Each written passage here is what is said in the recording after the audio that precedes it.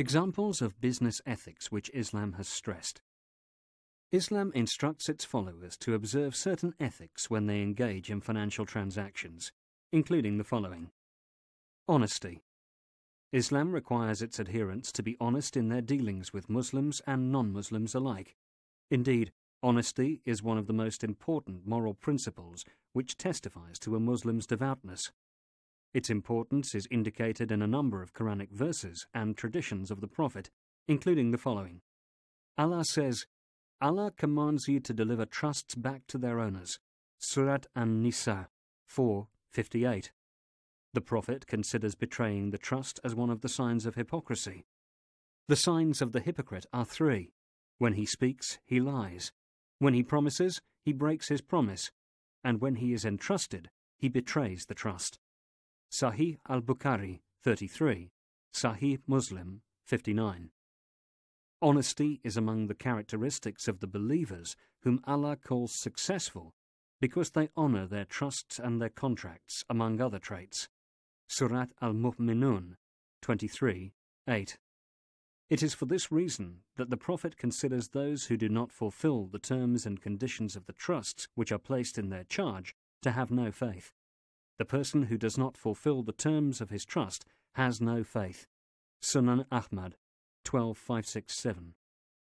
The Prophet was known by his honorific title of As-Sadiq al-Amin, the truthful and trustworthy, before the advent of Islam, for he was the epitome of honesty in all his dealings. Truthfulness.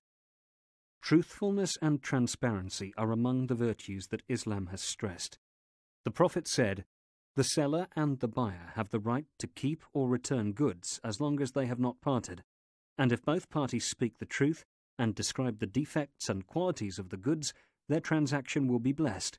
However, if they tell lies or hide something, their transaction will be deprived of all blessings."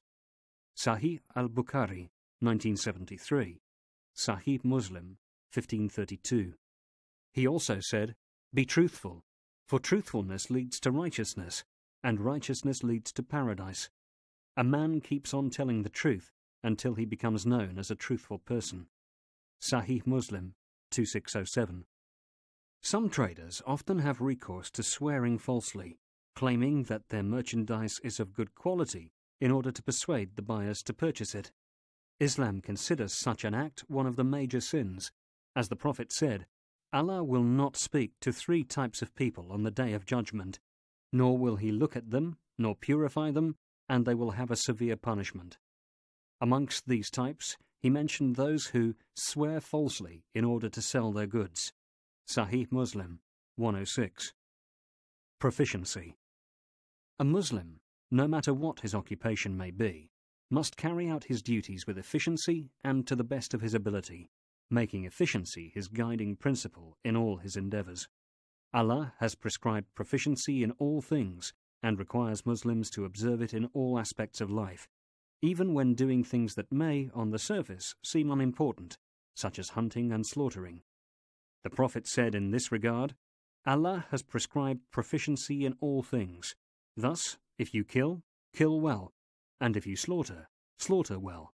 Let each one of you sharpen his blade, and let him spare suffering to the animal he slaughters. Sahih Muslim 1955.